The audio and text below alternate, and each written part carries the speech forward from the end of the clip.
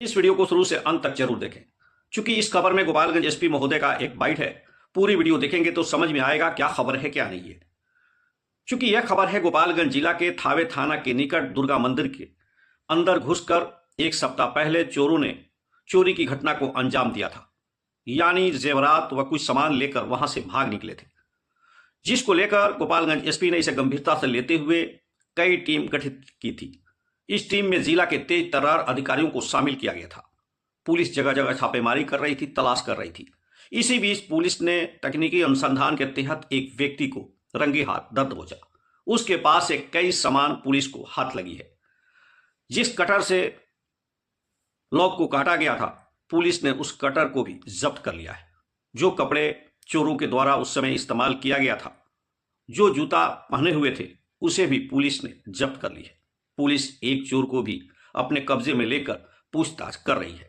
उसने अपनी संलिप्तता स्वीकार की है। उसके द्वारा बताया गया कि किस तरह से ये घटना को अंजाम दिए और किस तरह से रेकी किए। हर एक जानकारी प्रेस वार्ता कर गोपालगंज एसपी ने बारीकी से दिया है। आइए गोपालगंज एसपी महोदय से सुने कि किस तरह से चोरों ने इसे रेकी की, किस तरह से घटना को अंजाम दिया और कहां कहां ये लोग इससे पहले घटना को अंजाम दे चुके हैं। सुने विस्तार से।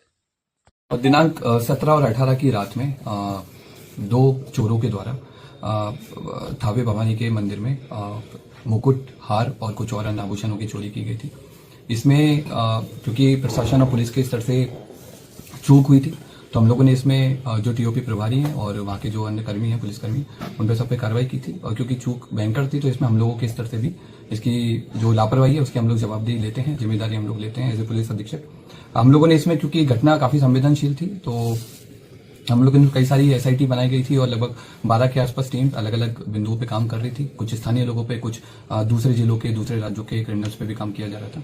उसी क्रम में हम लोगों ने एक व्यक्ति पे फोकस किया जिसका नाम दीपक राय है। ये इसके फादर का नाम देवानंद राय है। ये जमनिया थाना गाजीपुर का रहने वाला है और इसके हम लोगों ने कल एटवा पुल से गिरफ्तारी की है और इसने अपने अपराध को स्वीकार किया है। इसके द्वारा पूर्व में भी कई सारे ऐसे मंदिर चोरी में अपराध किए गए हैं।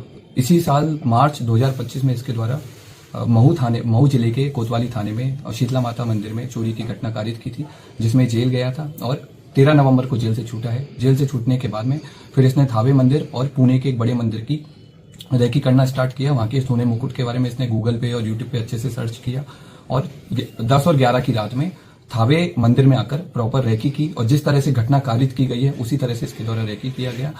मंदिर के पीछे जो अंडर कंस्ट्रक्शन बिल्डिंग है उसमें चढ़ करके इसने देखा कि कैसे आना है, कैसे जाना है और किस तरह से पूरा प्लान करना है। ये उसने उस दिन पूरा स्ट्रेटेजी बनाई और 17 तारीख की शाम को 5 बजे अपने घर से चलकर यहाँ पर थावे मंदिर में 11:45 के आसपास जिस तरह से रेकी की गई थी उसी तरह से इसके द्वारा घटना को कारित किया गया। कारित करने के बाद गांव के रास्ते से होकर पैठान पट्टी होकर के इसके द्वारा वापस अपने घर पे गया और अपने आभूषण को, जो अपना दूसरा साथी है, उसको इसने हैंडओवर कर दिया ताकि पुलिस अगर इसको पकड़े तो आभूषण नहीं मिले। कितने लोगों ने मिलकर चोरी की घटना अभी तक की जो हमारा अनुसंधान हुआ है और इससे पूछताछ में अभी तक हम लोग 2 लोगों पे काम किए हैं और 2 लोगों की संलिप्तता पूर्णतः पाई गई है। इसमें दोनों लोग आइडेंटिफाई हो गए हैं।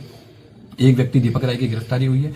उसके पास से हमको घटना में जो उस दिन घटना हुई थी उस वाला कटर हमने बरामद किया है, जो कपड़े पहने हुए थे वो बरामद किए हैं।